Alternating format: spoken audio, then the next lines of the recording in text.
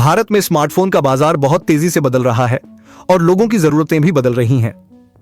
लेकिन सवाल यह है कि लोग मोबाइल फोन खरीदने से पहले क्या देखते हैं। चलो इस पर एक नजर डालते हैं। अगर आपको यह वीडियो पसंद आया तो आप चैनल को सब्सक्राइब कर सकते हैं। सबसे पहले बात करते हैं कि आप फोन ऑनलाइन खरीदते हैं या दुकान पर जाकर। आजकल ऐसा लगता है कि ज्यादातर फोन दुकान पर बिक रहे हैं, लेकिन नए रिसर्च के मुताबिक करीब 40% फोन ऑनलाइन बिकते हैं, जिसमें फ्लिपकार्ट और अमेज़न बड़े नाम हैं। फ्लिपकार्ट में आपको खास फोन देखने को मिलते हैं, इसलिए लोग इसे पसंद करते हैं। दुकानों की हिस्सेदारी 60% बढ़ गई है। पहले ऐसा लग रहा था कि ऑनलाइन सब खत्म कर देगा, लेकिन अब लोग पहले के मुकाबले दुकान पर जाना पसंद करते हैं। वे दुकान पर भी फोन खरीदना पसंद करते हैं। ऑनलाइन दुकानों पर आपको बहुत सारे ऑफर और डिस्काउंट मिलते हैं, वही चीजें दुकान पर भी मिलती हैं। इसका मतलब है कि दुकान बहुत तेजी से बाजार में एक और दिलचस्प बात हो रही है। पहले मोबाइल फोन की बिक्री ज्यादा होती थी, अब कम हो रही है, लेकिन मोबाइल फोन कंपनियों की कमाई बढ़ रही है। सभी मोबाइल फोन कंपनियां इस स्थिति का फायदा उठा रही हैं। उन्हें पता है कि मोबाइल फोन कम बिकेंगे, लेकिन अगर कीमतें बढ़ा दी जाएंगी और महंगे फोन लाए जाएंगे तो लोग महंगे फोन खरीदने के लिए तैयार हो जाते हैं। इसी तरह लोग महंगे फोन खरीदकर आकर्षित हो रहे हैं। सभी टेक्नोलॉजी प्रोडक्ट की कीमतें बढ़ गई हैं। जब तक हम इसके लिए पैसे देते रहेंगे, यह बढ़ती ही रहेगी। भविष्य में और भी महंगे प्रोडक्ट और उपकरण आने की संभावना है। एप्पल भारत में तेजी से बढ़ रहा है। 5 साल पहले एप्पल का मार्केट शेयर 1% था, अब यह 5% से ज्यादा है। इसका मतलब है कि पहले से ज्यादा फोन बिक रहे हैं। सबसे सस्ता आईफोन 40 से 50 हजार रुपए का है। फिर भी लोग अपनी अच्छी सामाजिक स्थिति दिखाने के लिए महंगे प्रोडक्ट खरीदते हैं। यह सिर्फ एप्पल के आईफोन के लिए ही नहीं, बल्कि दूसरे प्रोडक्ट के लिए भी सही है। कई लोग महंगे आईफोन खरीदते हैं, भले ही वो 1 लाख रुपए का हो। आईफोन के बारे में जानना जरूरी है। इसमें कुछ बातें अच्छी हैं और कुछ बुरी हैं। आम लोगों के लिए बाजार में 30,000 रुपए में अच्छे फोन मिलते हैं। एक महंगा आईफोन सिर्फ दिखाने के लिए खरीदा जाता है। EMI स्कीम का इस्तेमाल भी ध्यान देने लायक है। अगर आपको कोई प्रोडक्ट चाहिए लेकिन आप पैसे नहीं दे सकते, तो आप इसे EMI पर ले सकते हैं, लेकिन EMI का गलत इस्तेमाल भी हो रहा है। ऐसे प्रोडक्ट बेचे जा रहे हैं जिनकी जरूरत नहीं है और उनकी कीमत भी बहुत ज्यादा है। त्योहारों के समय भी लोग फोन खरीदने पर ध्यान देते हैं। फ्लिपकार्ट के बड़े सेल उसी समय आते हैं और हर त्योहार में बड़े ऑफर और डिस्काउंट मिलते हैं। लोग अपनी खरीदारी को इसी समय पर टालते हैं। भारतीय ग्राहक कीमतों के बारे में जागरूक हो रहे हैं। त्योहारों के समय लोग देखते हैं कि कौन सा प्रोडक्ट पैसे के लिए सही है। जब आईफोन 12,999 रुपए में बिकता है तो लोग इसे उसी कीमत पर खरीदते हैं। इसके उलट 50,000 रुपए का आईफोन महंगा लग सकता है। लोग अब अलग अलग चीजों की तुलना कर रहे हैं। वे देखते हैं कि कौन सा प्रोडक्ट उनके लिए बेहतर है।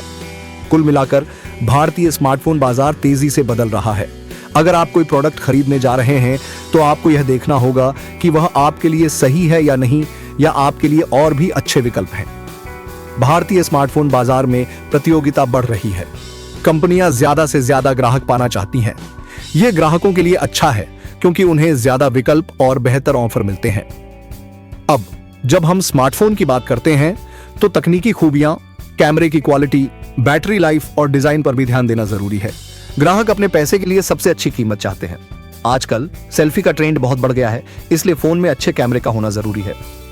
इसके अलावा स्मार्टफोन की बैटरी लाइफ भी बहुत जरूरी है। लोग अब लंबे समय तक चलने वाली बैटरी वाले फोन चाहते हैं, खासकर जब वे यात्रा पर होते हैं या काम में लगे रहते हैं।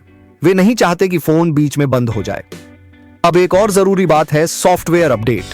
ग्राहक उन फोन को पसंद करते हैं जो समय समय पर सॉफ्टवेयर और सुरक्षा अपडेट पाते हैं। इससे न केवल परफॉर्मेंस बेहतर होती है, बल्कि सुरक्षा भी बढ़ती है। कंपनियों के लिए यह भी जरूरी है कि वे अपने ग्राहकों को अच्छी सर्विस दें। ग्राहक सेवा का स्तर उनके अनुभव को तय करता है। अगर किसी ग्राहक को फोन में कोई परेशानी आती है तो उसे जल्दी और अच्छे से ठीक करने की जरूरत है। आजकल स्मार्टफोन खरीदने से पहले ग्राहक अलग अलग ऑनलाइन प्लेटफॉर्म पर पहले से रिसर्च करते हैं। वे रिव्यू पढ़ते हैं, वीडियो देखते हैं और अलग अलग तकनीकी वेबसाइटों पर दी गई जानकारी का इस्तेमाल करते हैं। इससे उन्हें सही खरीदारी का फैसला लेने में मदद मिलती है। खरीदारी के अनुभव में आसान वापसी नीति भी जरूरी है। अगर ग्राहक को अपना खरीदा हुआ प्रोडक्ट पसंद नहीं आता तो वह उसे वापस करने की सुविधा चाहता है। इससे ग्राहक खुश होते हैं और कंपनी की इज्जत बढ़ती है। आखिर में यह साफ है कि भारतीय स्मार्टफोन बाजार बहुत तेजी से आगे बढ़ रहा है। ग्राहकों की उम्मीदें बढ़ रही हैं और कंपनियों को इन उम्मीदों को पूरा करने के लिए लगातार नए तरीके खोजने पड़ रहे हैं। यही वजह है कि भारतीय ग्राहक कोई भी नया फोन खरीदते समय कीमत और परफॉर्मेंस को अच्छी तरह से समझने लगे हैं। इसलिए जब आप अगली बार मोबाइल फोन खरीदने की सोचें तो याद रखें कि आपको न केवल सही ब्रांड चुनना है, बल्कि यह भी देखना है कि क्या वह आपकी सभी जरूरतों को पूरा करता है। अब हम कुछ खास बातों पर ध्यान देंगे जो भारतीय स्मार्टफोन बाजार में ग्राहकों की खास आदतों और पसंद को दिखाती हैं। भारतीय ग्राहक ब्रांड के प्रति वफादारी दिखाते हैं। कई लोग एक बार जिस ब्रांड से खुश होते हैं वे अक्सर उसी ब्रांड का नया मॉडल खरीदते हैं। जैसे अगर किसी ग्राहक ने सैमसंग या एप्पल का फोन पहले इस्तेमाल किया है और उसका अनुभव अच्छा रहा है तो वह अगली बार भी उसी ब्रांड की तरफ जाता है। इसके अलावा नए ब्रांडों का आना भी बाजार में एक बड़ा बदलाव ला रहा है। Xiaomi, Realme, OnePlus और Vivo जैसे ब्रांड तेजी से मशहूर हो रहे हैं क्योंकि वे कम कीमत पर ज्यादा सुविधाएं देते हैं। ये कंपनियां अपनी कम कीमत और नई तकनीकों से ग्राहकों को आकर्षित कर रही हैं। ग्राहक अब महंगे स्मार्टफोन्स में पैसे लगाने से नहीं हिचकिचाते, खासकर अगर वह फोन उनकी जरूरत और उनकी पहचान के हिसाब से हो। एप्पल के आईफोन की बढ़ोतरी इसी का सबूत है, क्योंकि लोग इसे एक स्टेटस सिंबल मानते हैं। इसके अलावा कई लोग अपने फोन को लंबे समय तक इस्तेमाल करने के लिए भी महंगे मॉडल खरीदते हैं, क्योंकि उन्हें लगता है कि बेहतर परफॉर्मेंस और रिसेल वैल्यू उन्हें भविष्य में फायदा देगी। फीचर्स पर ध्यान। फीचर्स का महत्व भी बढ़ रहा है। ग्राहक अब सिर्फ फोन के बेसिक फीचर्स पर ध्यान नहीं देते, बल्कि उन्हें कैमरा, प्रोसेसर, स्टोरेज और कनेक्टिविटी जैसी खूबियों पर भी ध्यान देना होता है। खासकर गेमिंग और मल्टीमीडिया इस्तेमाल करने वालों के लिए एक शक्तिशाली प्रोसेसर और ज्यादा रैम होना जरूरी है। पर्यावरण के बारे में जागरूकता। आजकल पर्यावरण के बारे में जागरूकता भी ग्राहक की प्राथमिकताओं में शामिल हो रही है। स्मार्टफोन के बनने में जो कार्बन फुटप्रिंट होता है उसके बारे में ग्राहक अब ज्यादा जागरूक हो गए हैं। इसलिए जो ब्रांड पर्यावरण का ध्यान रखते हैं उन्हें ग्राहक ज्यादा पसंद करते हैं। समाज में स्मार्टफोन का असर। आजकल स्मार्टफोन न केवल बात करने का जरिया है, बल्कि जानकारी का एक मुख्य स्रोत भी बन गया है। यह शिक्षा, मनोरंजन, स्वास्थ्य सेवा और व्यापार जैसे क्षेत्रों में क्रांति ला रहा है। छात्र अब ऑनलाइन पढ़ाई के लिए स्मार्टफोन का इस्तेमाल कर रहे हैं और व्यवसाय भी अपने प्रबंधन और मार्केटिंग के लिए मोबाइल ऐप्स का सहारा ले रहे हैं। भारतीय स्मार्टफोन बाजार में बदलावों का एक बड़ा हिस्सा ग्राहकों के विचारों और प्राथमिकताओं में हो रहा है। ब्रांड, कीमत, फीचर्स और ग्राहक सेवा सभी अब एक जरूरी भूमिका निभा रहे हैं। ग्राहकों की समझदारी और जागरूकता ने कंपनियों को बेहतर क्वालिटी और नए तरीके लाने के लिए प्रेरित किया है। आज भी भारत में 30,000 रुपए में बिकने वाले करीब 50% मोबाइल फोन EMI पर होते हैं। भारत में ज्यादातर आईफोन EMI पर बेचे जाते हैं। अगर आपको अच्छा फोन खरीदना है और आपके पास कम पैसे हैं तो EMI एक आसान विकल्प है। मान लीजिए आप 10,000 रुपए का फोन खरीदना चाहते हैं, लेकिन अभी 10,000 रुपए नहीं दे सकते। आपको 2,000 रुपए की EMI मिलती है, यानी आपको 5 महीने में 2,000 रुपए देने होंगे। लेकिन EMI कितनी भी अच्छी क्यों ना हो, इसमें कुछ खतरे हो सकते हैं। भारत में जो EMI दी जाती है वो बिना ब्याज वाली EMI होती है। इसका मतलब है कि आपको फोन की कुल कीमत बिना ब्याज के चुकानी होती है, लेकिन कई बार इसमें छिपे हुए चार्ज या प्रोसेसिंग फीस होती है। इससे लागत बढ़ सकती है। बिना ब्याज वाली EMI बस लोगों को ये लालच देती है कि वो कुछ भी खरीद सकते हैं, जबकि EMI का खर्च उन पर भारी पड़ सकता है। EMI का इस्तेमाल करते समय सावधानी बरतें। अगर आपकी सैलरी 20,000 रुपए है और आप 10,000 से 15,000 रुपए का फोन खरीदते हैं तो यह परेशानी बन सकती है। आपको यह तय करना होगा कि आपको क्या चाहिए और आप कितना खर्च कर सकते हैं। अगर जरूरत नहीं है तो EMI लेना ठीक नहीं है। EMI आपके पैसों की सुरक्षा को भी खतरे में डाल सकती है। जब आप किसी इमरजेंसी में होते हैं तो आपकी EMI आपको मुश्किल में डाल सकती है। इसके साथ ही नए प्रोडक्ट को हमेशा EMI पर लेना दिखावे की तरफ ले जाता है, जो एक मुश्किल खड़ी कर सकता है। युवाओं के लिए सलाह है कि जल्दबाजी में न सोचें। EMI के फायदे और नुकसान दोनों हैं। अगर आपको सच में इसकी जरूरत है और आपके पास पैसे नहीं है तो EMI ले सकते हैं, लेकिन याद रखें कि हर नया प्रोडक्ट और चमकती चीज आपके लिए जरूरी नहीं हो सकती। EMI का इस्तेमाल करते समय एक और जरूरी बात है आपकी पैसे देने की क्षमता। जब आप चीजें EMI पर खरीदते हैं तो ये आसान लगता है, लेकिन आपको ये तय करना होगा कि आप समय पर सभी किश्तें चुका सकें। अगर आप चूक जाते हैं तो आपके क्रेडिट स्कोर पर बुरा असर पड़ सकता है, जिससे भविष्य में लोन लेना मुश्किल हो जाएगा। कई बार कंपनियां EMI के साथ छिपे हुए चार्ज लगाती हैं। अगर आपने एक प्रोडक्ट खरीदा और अब आपको उसकी EMI चुकानी है तो आपको ध्यान रखना होगा कि अचानक किसी बीमारी या इमरजेंसी में पैसों की जरूरत पड़ सकती है। ईएमआई पर खरीदी गई चीजें अक्सर आपको तुरंत खुशी देती हैं, लेकिन लंबे समय में आपके पैसों की सेहत को खतरे में डाल सकती हैं।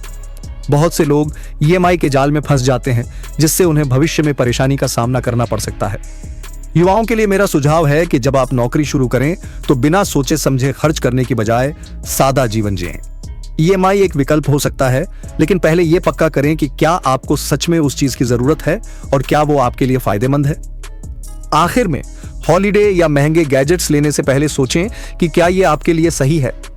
इसे एक उपकरण के रूप में इस्तेमाल करें, न कि जरूरत के तौर पर। इसलिए मेरी सलाह है कि पहले बचत करें और सोच समझकर खर्च करें। ईएमआई पर खरीदारी करने से पहले अपने पैसों से जुड़े लक्ष्यों का अंदाजा लगाएं। क्या आपको सचमुच इसकी जरूरत है? क्या आप इसे दे सकते हैं? अगर नहीं तो इंतजार करें, फिर सही समय पर खरीदें। आखिरकार, हमें यह समझना चाहिए कि ईएमआई बस एक सुविधा है, न कि एक समाधान। यह आपकी आर्थिक स्थिति को बेहतर बनाने में मदद कर सकता है, लेकिन इसे सही तरीके से इस्तेमाल करना जरूरी है। जब आप अपने लिए कुछ खरीदते हैं तो हमेशा इस बात का ध्यान रखें कि क्या वो खर्च आपके लंबे समय के आर्थिक लक्ष्यों में मदद कर रहा है या नहीं। ईएमआई की जादुई दुनिया में फंसना आसान है, लेकिन यह जरूरी है कि हम खुद को काबू में रखें और अपनी आर्थिक जिम्मेदारियों को समझें। अगर आप पहले से ही दूसरे कर्ज में हैं, तो नए कर्ज पर विचार करने से पहले अपनी मौजूदा आर्थिक स्थिति का मूल्यांकन करें। जब भी आप किसी चीज के लिए ईएमआई चुनते हैं, तो उसके कुल खर्च का अनुमान लगाएं। कभी कभी एक छोटे से लोन पर दी गई ईएमआई कई कारणों से महंगी साबित हो सकती है। आपको यह जानना चाहिए कि क्या आप उस चीज के लिए सही कीमत चुका रहे हैं या बस लुभावनी किस्तों में बंटे हुए खर्च का हिस्सा देख रहे हैं। इसलिए अपनी जिंदगी में पैसे के आने जाने को समझना जरूरी है। बचत करें, खर्च करें, लेकिन समझदारी से। अपनी जिंदगी में संतुलन बनाए रखें। अगर आपको लगता है कि कोई चीज आपकी जिंदगी को बेहतर बनाती है, तो ईएमआई का विकल्प सही हो सकता है, लेकिन बिना सोचे समझे खर्च करने से बचें। युवाओं को यह भी ध्यान देना चाहिए कि उनके अच्छे क्रेडिट स्कोर का कितना महत्व है। बेहतर क्रेडिट स्कोर आपको भविष्य में लोन लेने में मदद कर सकता है, जैसे घर का लोन, कार लोन या कोई दूसरी जरूरी आर्थिक सहायता।